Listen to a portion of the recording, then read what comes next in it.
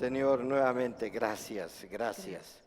En este momento solo te pedimos tu revelación, que tú nos hables y nos dirijas y que pongas en nuestro corazón tu mensaje, Señor. Gracias, gracias por lo que hoy nos das, en el nombre de Jesucristo. Amén. Este mensaje, este estudio, lo he llamado lo que dicen de nosotros nuestras relaciones. El testimonio del cristiano solamente se puede dar en un ambiente relacional, la manera como nosotros nos relacionamos unos a otros.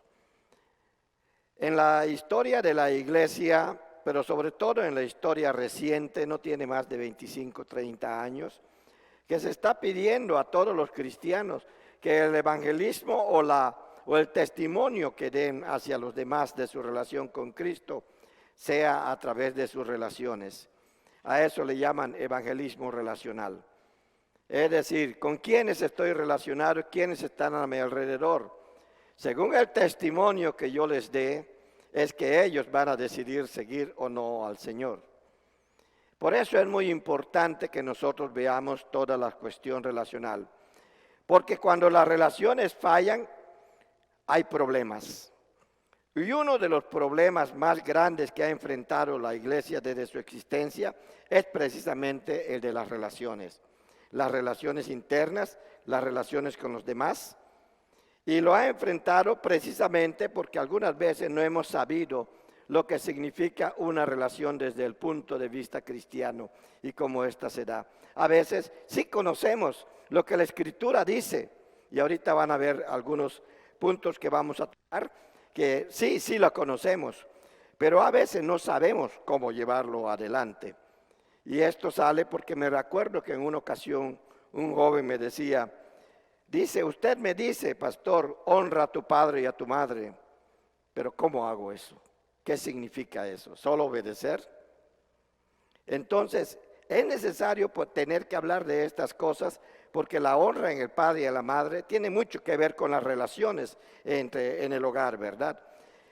Y lo que sí hemos notado por causa de las relaciones, que las relaciones dañadas siempre rompen la unidad. Si una relación está dañada, siempre va a romper la unidad. Si la relación entre el esposo y la esposa se daña, puede romperse la unidad matrimonial, puede romperse la unidad del hogar. Si la relación entre dos amigos se daña, puede romperse esa amistad o empiezan las desconfianzas entre ellos. Nosotros nos podemos dar cuenta que como vive el mundo, vive de relaciones. Y eso no debe de extrañarnos, porque el mismo Señor Jesucristo, el mismo Dios Padre, dijo en el jardín del Edén, no es bueno que el ser humano esté solo. Y cuando dice, le voy a hacer ayuda idónea, ya empezó a hablar de lo que son las relaciones, porque Dios primero quiso tener una relación con el ser humano. Y esa, podemos decir, es la relación más importante, pero no es una relación aislada. No es solo Dios y yo, como algunos pretenden decir. No es solamente eso. La manera como yo me relaciono con Dios debe de reflejarse en la manera como yo me relaciono en sociedad, pero sobre todo como yo me relaciono con mi prójimo.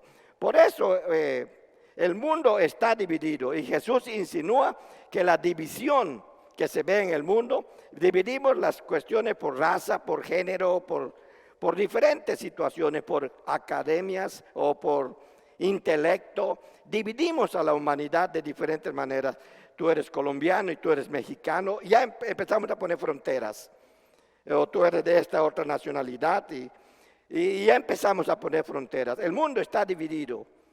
Y cuando una nación no hace lo que otra nación quiere, la nación más poderosa invade a la otra y le quita hasta sus recursos y todo. Nosotros hemos podido ver muchas cosas de esas en el mundo de la historia, en la historia mundial. Y todo eso es debido a que las relaciones no están siendo llevadas de la manera adecuada.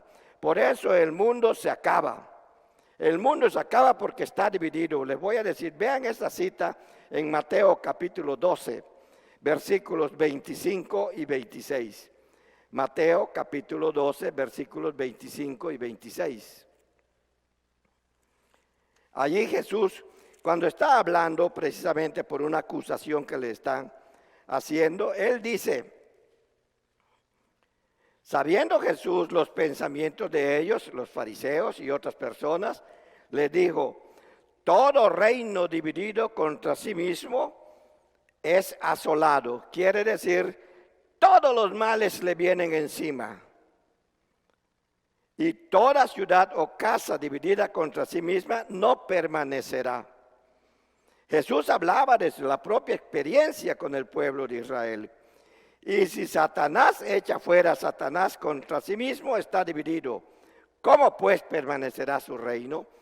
Sobre todo en el versículo 26, cuando habla de la forma como está hablando nuestro Señor Jesucristo, se está refiriendo de que precisamente el infierno no va a prevalecer porque es un reino dividido. Pero con eso está diciendo, como lo dice en el versículo anterior, todo lo que está dividido no permanece.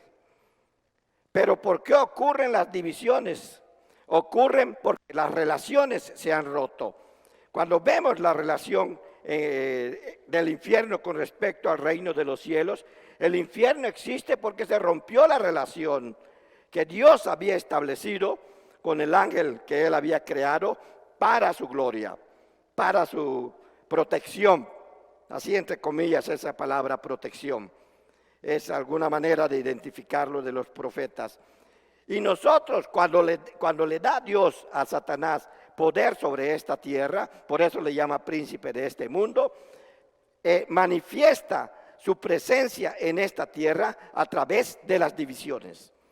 Por eso hay fronteras, por eso hay guerras, por eso hay pobreza, por eso hay maldad, por eso hay asesinatos, por eso todo lo que hay y que va en contra de lo establecido por Dios es debido a que se han roto las relaciones entre los seres humanos. Pero más triste todavía es cuando la relación se rompe en el seno de una iglesia. Y tenemos nosotros que luchar para que esta relación no se rompa.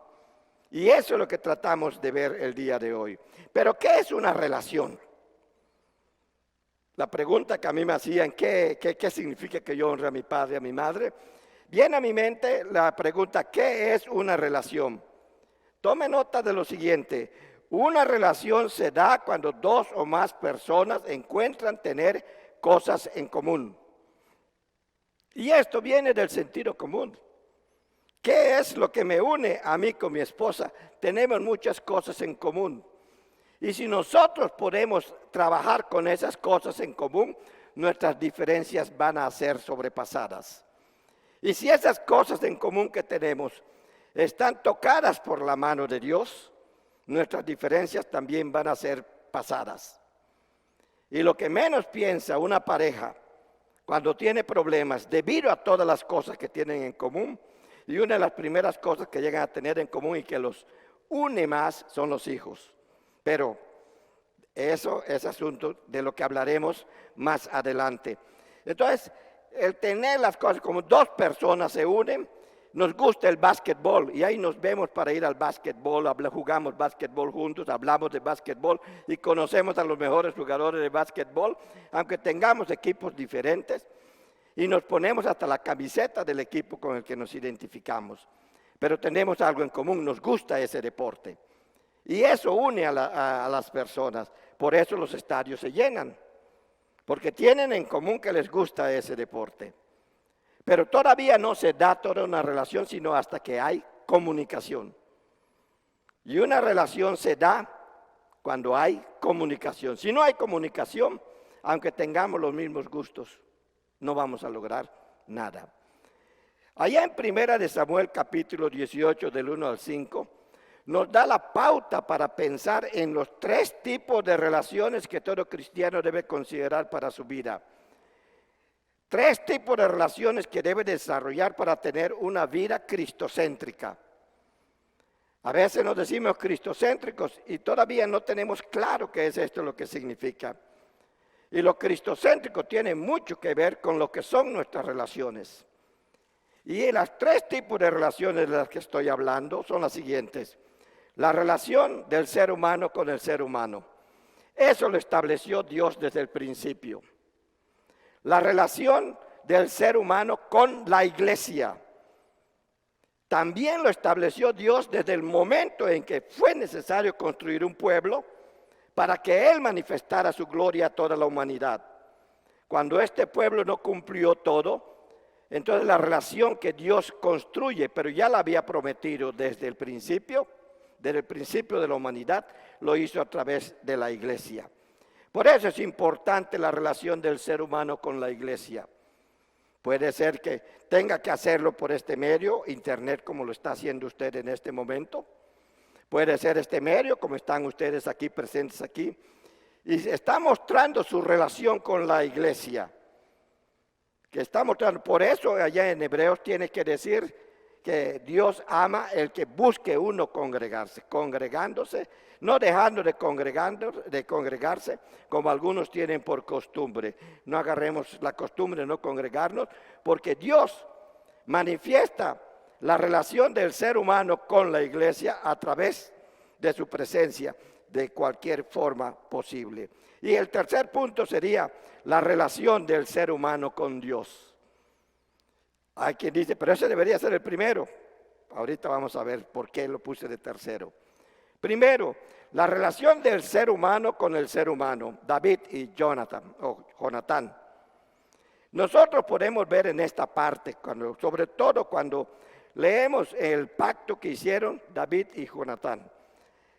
Cuando ellos hablan de un pacto, es porque cuando se establecía una amistad muy cercana en esos tiempos, ellos hacían un pacto. En algunas culturas, cuando se estableció una amistad, hasta se cortaban la mano, uno se cortaba la mano el otro y pacto de sangre decían. Esa es la manera de decir que agarraron una tal confianza el uno en el otro. De manera que en este caso, cuando habla David de pacto, hicieron pacto Jonatán y David, porque él le amaba como a sí mismo. A mí me llama mucho la atención esta parte. Una relación se da cuando hay cosas en común, pero hay una cosa que establece Dios entre los seres humanos, que es la capacidad de amar. Cuando se refiere aquí a amar, no se refiere a un amor que sea sensitivo, de sensaciones. Se refiere a un amor que está muy relacionado con el amor de Dios, el amor de Cristo, que después viene a ser conocido como el ágape. A ese amor se está refiriendo. Y lo tengo que decir porque hay muchas personas que toman este texto para justificar algunas desviaciones o herejías con respecto a lo que es el amor de Dios. Y es completamente distinto a lo que ellos pretenden decir. Por eso lo digo. Entonces, cuando dice porque él amaba como a sí mismo, acuérdese del gran mandamiento. Ama a tu prójimo como a ti mismo.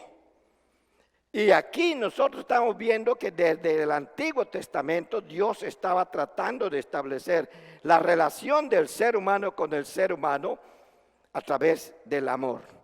Pero el amor, y luego vamos a ver aquí de dónde viene ese amor que me hace amar a mi prójimo y verdaderamente amarlo. Y hay un montón de situaciones que pueden darse en medio de esas enseñanzas. Y vean lo que hizo Jonatán. Se quitó el manto, se lo dio a David y otras ropas suyas. Podía ver la necesidad de su hermano y satisfacerla. Pero no solamente eso, se quitó su espada. Y siempre se ha dicho en la historia, ¿verdad?, que la espada era parte del ser humano porque era lo que le permitía defenderse cuando lo atacaban. Nosotros tenemos una espada que es completamente diferente, que se menciona allí en Efesios 6, ¿verdad? Bueno, y le dio la espada, su arco y su talabarte. El talabarte es lo que identifica a la persona. En este caso, como Jonatán era un hijo de rey, su talabarte era como una especie de bandera que mostraba el escudo o lo que le identificaba a él como hijo de rey. Entonces, ¿qué es lo que se puede manifestar en una relación de un ser humano con el otro ser humano? Traerlo hasta donde tú estás. Jonatán trajo a David hasta donde él estaba. Por eso es que David hacía las cosas con mucha precaución. Dice, se portaba prudentemente en el versículo 5, en la mitad del versículo 5. Entonces podemos darnos cuenta de cómo se establece una relación entre un ser humano y otro ser humano. Entre una persona cristiana y otro cristiano. Está hablando de la relación. Se habla de que en una relación entre dos seres humanos se habla de amor, se habla de lealtad y por lo tanto, por tener cosas en común se habla de unidad. La unidad no es que todos estemos de acuerdo, es que tengamos cosas en común, respetemos esos límites y trabajemos a través de esos límites para poder crecer en lo que estamos en común. Porque imagínense que todos pensemos, igual que aburrido sería el mundo. No avanzaríamos como hemos avanzado, precisamente porque hubo mucho disconforme en cuanto al conocimiento. Es que el conocimiento ha avanzado hasta donde hoy lo tenemos. Hubo personas disconformes o porque tenían ciertos problemas para escribir a mano, o porque no podían hacer tantos libros como fuera posible, sale la imprenta y otras cosas. La disconformidad o inconformidad ha hecho que el mundo avance. Pero eso no rompe unidad.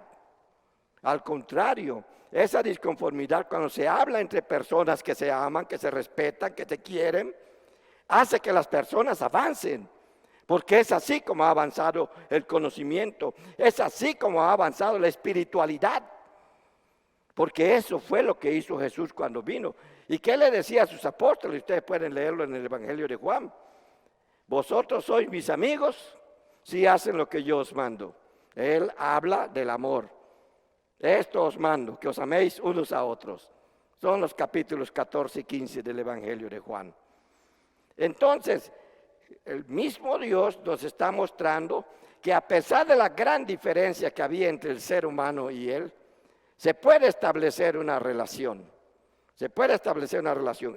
No importa qué diferencia pueda haber entre usted y yo, pero encontremos las cosas en común y trabajemos sobre ellas, porque es allí donde está la unidad. No en que yo haga lo que usted me dice, ni que usted haga lo que yo digo, a menos que usted acepte que yo tengo razón o que usted acepte que tiene razón, y entonces podemos llegar a un acuerdo y hacer las cosas juntos. Pero en aquellas que debemos lo que nos une primero,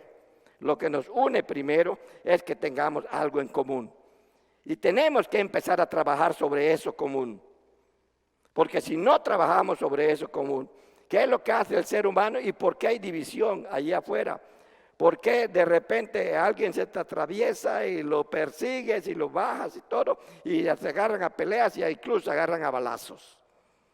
Ha ocurrido, yo veo muchas noticias en ese sentido en todo el mundo. ¿Por qué ocurren esas cosas? Porque queremos resolver nuestras diferencias desde nuestras diferencias y no desde nuestros puntos en común. Si nosotros tratamos de resolver nuestras diferencias desde nuestros puntos en común, hay la posibilidad de arreglos. Pero si tratamos de resaltar las diferencias en vez de los puntos en común, no va a haber posibilidad de arreglo. Véalo en un matrimonio. Se resaltan las diferencias, entonces no hay los puntos en común se hacen a un lado. Y las diferencias tienen mucho que ver con nuestros propios valores, cómo manejamos lo que son nuestros valores. Entonces, en el caso de David y Jonathan, Dios nos está mostrando que cuando Dios nos describe una relación como esta, es que espera que así nos relacionemos. Por eso está en la Biblia. Es una relación tan leal que Jonathan cuida de la vida de David. Usted siga leyendo y se va a dar cuenta de eso. Cuando el papá dice mátenlo, Jonathan dispara su arco y cada vez más lejos. Ya se habían puesto de acuerdo si tu flecha cae más allá de donde le dice, y oigo que le dice a tu criado, quedó más allá, entonces huye porque mi papá quiere matarte. Pero si yo le digo está más para acá, puedes venir con confianza porque no hay peligro para tu vida. Se cuidaban el uno al otro. Entonces es una relación tan leal que Jonathan cuida la vida de David. Y David cuida la vida de la descendencia de Jonathan. Cuando leemos 2 de Samuel, y nosotros vemos cómo fallecieron Jonathan, el hijo de Saúl, y Saúl, vemos cómo David toma cuidado de su familia. Y ese es el tipo de relación del hombre o del ser humano con el ser humano. El segundo punto es la relación del ser humano con la iglesia. La relación con la iglesia, vea allá en Efesios capítulo 5, versículos 22 al 32. Yo sé que lo conocen, pero si no, anótelo, porque yo voy a tomar unas partes de allí nada más. La relación del ser humano con la iglesia debe de ser como la relación de un matrimonio. Pero no se queda allí nada más, sino dice cómo es la relación de un matrimonio. Ahora, esta parte del versículo 21 hasta el final, el versículo 23, normalmente nos dice dos cosas. Uno, cómo muestra Dios su relación con la iglesia y cómo nos dice de Dios que debe ser la relación en un matrimonio. Pero también nos dice que la relación de Dios con la iglesia es como la del matrimonio en estos términos, y que la relación del matrimonio debe de ser como en estos términos y va a representar siempre la relación de Dios con la iglesia.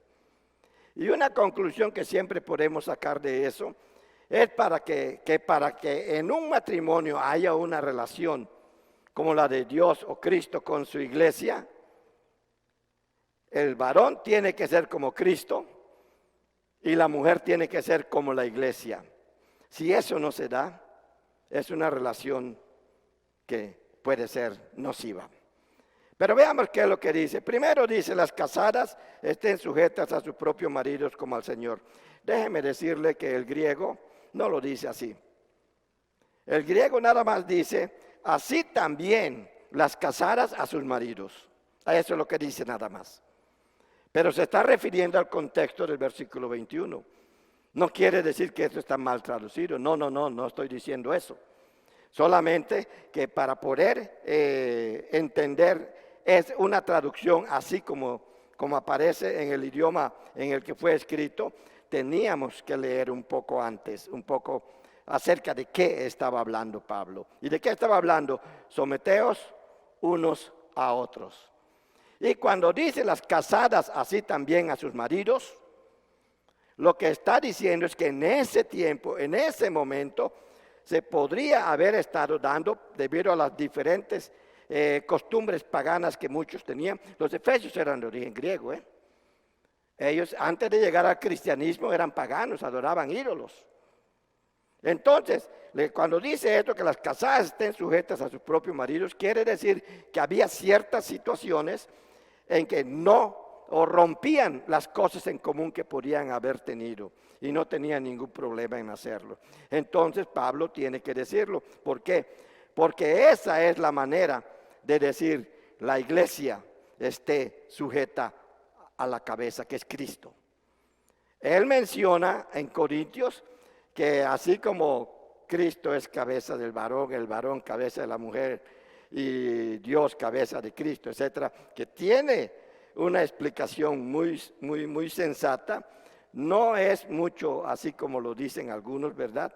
Pero lo está recordando aquí con la finalidad de decir que una de las primeras situaciones es que esa sujeción tiene que ser con respecto a algo. No es te sujetas a mí porque yo soy el hombre. No es eso. Porque Jesús no dice eso de la iglesia. Te sujetas a mí porque yo soy tu cabeza. No. Aún así, Jesucristo ha dejado a la iglesia que le obedezca, que se sujete a Él en cuanto a las cosas que ha dejado. Y enseña a la iglesia en ese sentido. Hay más para decir, pero yo quiero enfocar nada más la relación del ser humano con la iglesia. Porque el marido es cabeza de la mujer, así como Cristo es cabeza de la iglesia, la cual es su cuerpo y Él es su Salvador.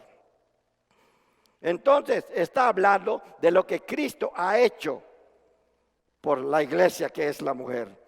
Hablando también de lo que el varón debe estar haciendo por su esposa.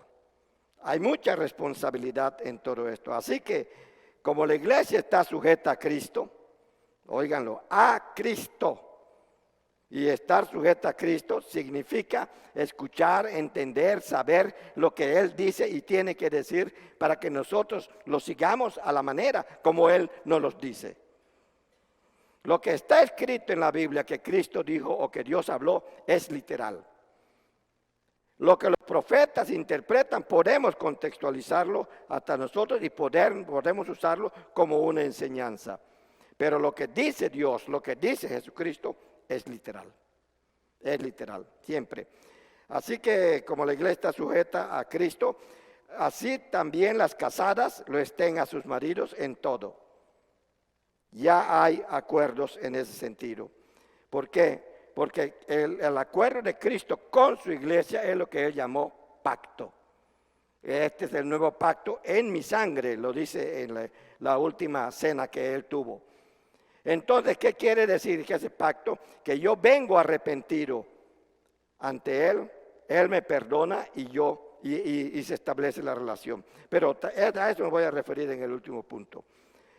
Pero, ¿qué es lo que está diciendo? Maridos, amad a vuestras mujeres, así como Cristo amó a la iglesia y se entregó a sí mismo por ella. Esto tiene mucho que decir.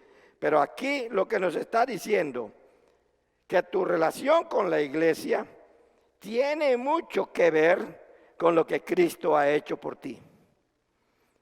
Si tu relación con la iglesia no es buena, estás negando lo que Cristo ha hecho por ti. Eso sí es lo que está diciendo.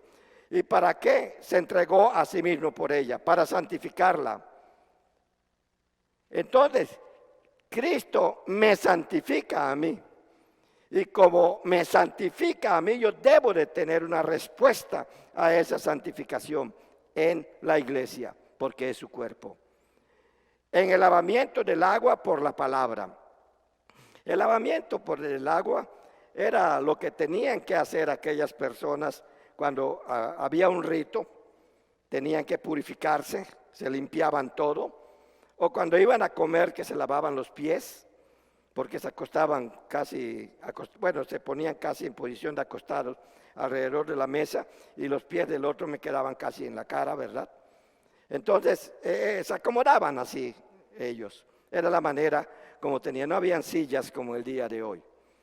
Entonces se lavaban los pies, pero también para comer, y lo hacían hasta de manera ritual, que una vez hasta los fariseos se quejaban, ¿por qué tus discípulos comen sin lavarse las manos? ¿Sí? Se lavaban las manos para comer, lo cual son símbolos de higiene en realidad.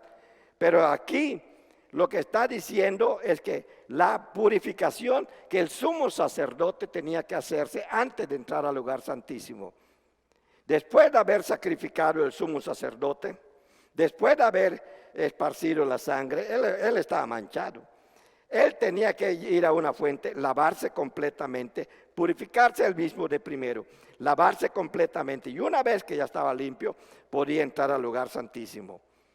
Por eso es que nosotros, cuando nos relacionamos con la iglesia, estamos en el lugar santísimo por la purificación que por medio de la sangre de Jesucristo hemos tenido nosotros. Y por medio del bautismo simbolizamos ese lavado de que somos nuevas criaturas y Él nos da ese acceso al lugar santísimo que es cuando se ora. A fin de presentárselo a sí mismo una iglesia gloriosa. ¿Se preocupa Cristo por la iglesia? Sí. Y cuando dice gloriosa es que la exalta. Y usted y yo tenemos que ver la iglesia como Cristo la ve, gloriosa. Porque si no la vemos de esa manera, nuestra relación con la iglesia puede ser cuestionada espiritualmente. Que no tuviese mancha ni arruga. Yo veo como algunas personas van a ciertos lugares y les hacen unos masajes, le ponen cremas y todo eso para disimular un poquito las arrugas. Yo también me cuento entre ellas, definitivamente. ¿Sí?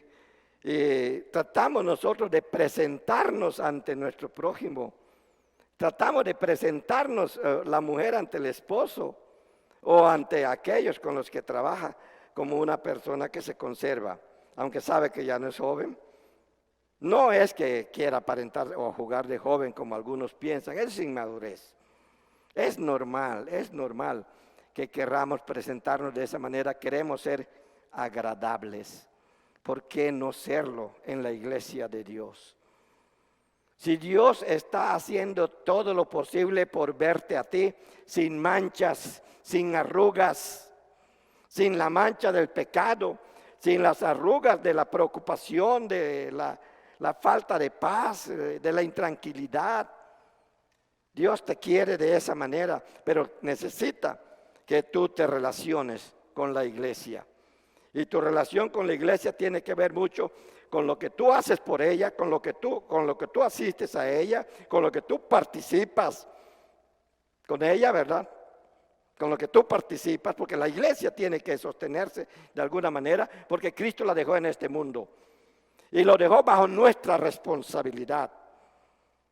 Entonces tu relación con la iglesia tiene que manifestarse, no porque es que le hace falta, sino por tu compromiso con Dios, porque tú aceptaste lo que Dios hizo por ti. Entonces tienes que aceptar lo que Dios pide de ti, lo que Dios hace, sigue haciendo por ti. Y tenemos nosotros que trabajar todas esas partes, porque eso es lo que nos mantiene sin arrugas, ni cosas semejantes a estas, ¿verdad? Sino que fuese santa y sin mancha, santa completamente apartada para Dios. ¿Qué tanto has apartado en tu tiempo para la iglesia? ¿Le das lo que te sobra? A ver si tengo tiempo voy. No es de eso de lo que está hablando, sino que estableces un compromiso. Tú tienes un amigo, lo quieres mucho y de repente te dice te necesito. Le dices, bueno, ahorita estoy ocupado, nos vemos la próxima semana. Hay amigos que están en una situación tan difícil que cuando les oyes hablar, me necesitas, allí estoy, espérame 5 minutos. Como en una ocasión alguien decía, ¿no? Es que si yo veo a mi compañera, le puedo hacer daño. Estoy muy enojado. Entonces el mejor consejo, enciérrate en un cuarto y que ella se encierre en otro, pero no salgas a pesar de todo el ruido hasta que yo llegue. Y hasta que uno llega, entonces se abre ese cuarto y entonces se puede hablar para evitar alguna situación que puede ser fatal. Ocurre entre no cristianos, entre no cristianos.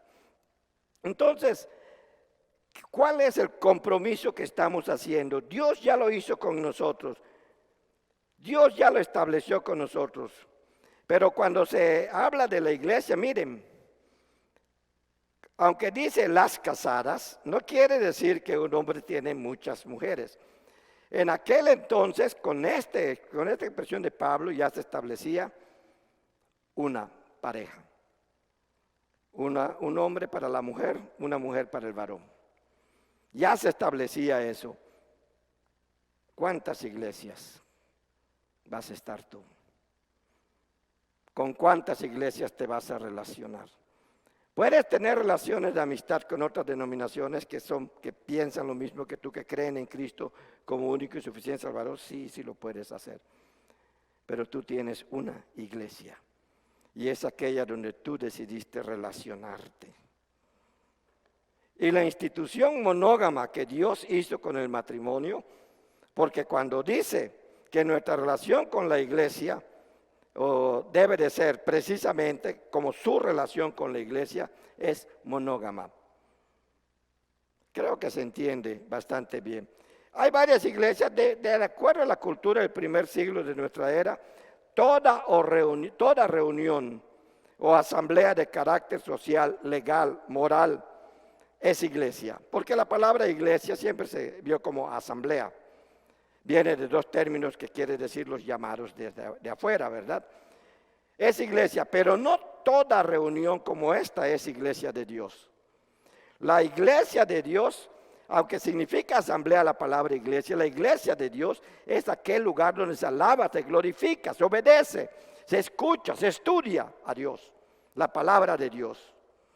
Es aquel lugar donde yo puedo encontrar esos lugares de delicados pastos y aguas tranquilas. Y para que la iglesia sea el lugar de delicados pastos y aguas tranquilas, la iglesia completa que somos tú y yo juntos, en donde sea que estemos, debemos de tener cosas en común. Y una cosa en común que los cristianos tienen es la presencia del Espíritu Santo en su vida. Tenemos algo en común, hay algo que debe hacer que tú y yo nos relacionemos. Hay algo que tú y yo debe hacer que nos relacionemos y es el Espíritu Santo. Entonces, la iglesia significa asamblea, pero es una asamblea donde se alaba, se glorifica el nombre de Dios. Nuestra experiencia es que ninguna asamblea de iglesia abarca la totalidad o integralidad del ser humano. Puede ser que esta iglesia me llene a mí, pero ¿por qué existen otras denominaciones? Todas alaban a Dios, de estas denominaciones cristianas, naturalmente, que tienen a Cristo, como que reconocen a Cristo. Ahorita vamos a leer un poco eso. Pueden ser estas, pueden ser otras iglesias también, pero que no todas ellas abarcan la integralidad del ser humano. Puede ser que a ti te satisfaga completamente esta o te satisfaga completamente otra, pero tú debes de estar en una de ellas, porque eso es lo que establece el Señor. Y luego Dios, que habla de su iglesia, Él es un Dios histórico, es un Dios que ha pasado muchas cosas y cuando las recuerda no es para que yo me vuelva a esas costumbres, sino para que yo entienda que desde entonces Dios ha estado con la iglesia. Cuando dice Dios de Abraham, Dios de Isaac, Dios de Jacob, cuando nos reunimos para alabarlo, bendecirlo y aprender más de Él, para salir a proclamarlo con una conciencia clara del ser iglesia de Dios, sabemos que así como estuvo con ellos, va a estar con nosotros. Para eso nos sirve la experiencia, para eso debe servirnos el pasado de nuestra iglesia. ¿Hay diferencias? Por supuesto que sí. Pero cuando hay amor, las diferencias son un reto para enfrentar y resolver. Pero si no hay amor o hay pecado, las diferencias son la excusa para el rompimiento. Y les quiero decir que de acuerdo a Ezequiel, capítulo 16, versículo 23, véalo. Ezequiel 16, 23.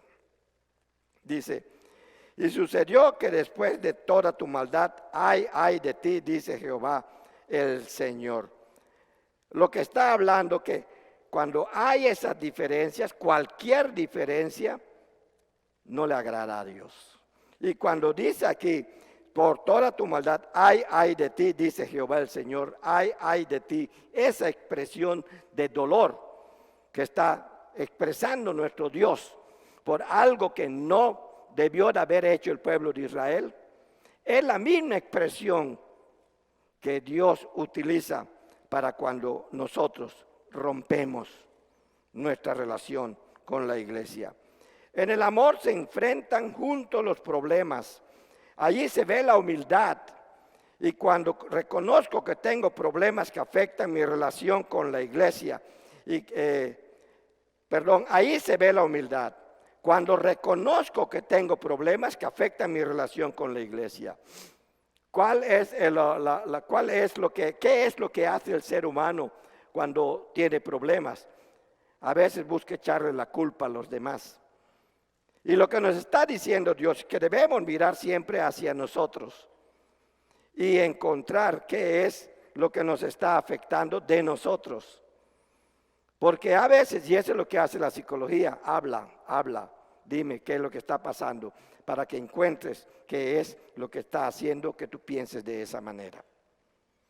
Y allí es donde empieza a resolverse la situación. Entonces, en el caso de la iglesia, en el caso de un matrimonio, se enfrentan juntos los problemas. Ahí se ve la humildad. Cuando reconozco que tengo problemas que afectan mi relación con la iglesia. Y cuando esto sucede, está afectada mi relación con Dios. Pues la iglesia es el cuerpo de Cristo. Les voy a pedir en el nombre de nuestro Señor Jesucristo, a todos ustedes, iglesia, ustedes que nos ven, que lean Primera de Juan capítulo 4, versículos del 1 al 3, versículos del 7 al 21 y Primera de Juan capítulo 5, del 1 al 5. Esa habla de nuestra relación del ser humano con Dios. Y esa va a ser el mensaje del próximo domingo. La relación del ser humano con Dios, el tercer punto de nuestro estudio de hoy. Nuestra relación del ser humano con Dios. Lea Primera de Juan, capítulo 4, versículos del 1 al 3, versículos del 7 al 21. Si lee todo el capítulo 4, no hay problema. Es bellísimo ese capítulo. Y el capítulo 5, versículos del 1 al 5. Pero en todo lo que te he dicho, mi querido hermano, mi querido oyente, en todo lo que te he dicho que la relación del ser humano con el ser humano se ha roto precisamente porque no buscamos las cosas que tenemos en común, sino toda la relación lo buscamos en medio de nuestras diferencias, de manera que no existe una verdadera relación. Y si lo que trabajamos, si no trabajamos lo que tenemos en común y exaltamos lo que son las diferencias, la relación nunca se va a dar. Lo hemos dicho al ver cómo era la relación de Jonathan y David. También la relación del ser humano con la iglesia se asemeja a la relación de un matrimonio. Y que a pesar de las dificultades que en un matrimonio pueda haber, otra vez, la iglesia, debemos de buscar siempre las cosas en común para resolver nuestras diferencias en el matrimonio, también en la iglesia. Dios nos está diciendo eso de esta manera, aquí en la Biblia. Y por eso es que le digo, léanlo, estudienlo. Y también que estudien esta parte de Primera de Juan, capítulo 4, versículos 1 al 3 y del 7 al 21, y capítulo 5, versículos 1 al 5, para que entonces estudiemos la relación del ser humano con Dios. Entonces yo te voy a preguntar, no solamente a mis hermanos de esta congregación preciosa que Dios me ha dado para dirigir, sino a ti que me estás viendo allá. También te voy a preguntar, ¿cómo está tu relación con tu prójimo? ¿Has exaltado más las diferencias con él que lo que te debe de estar uniendo a él? ¿Cómo está la relación con tu pareja? ¿Cómo está la relación con tus hijos? ¿Has exaltado más las diferencias? ¿Has exaltado más lo que los separa que lo que los une? Cuando buscamos las cosas que nos separan, vamos a terminar peleados.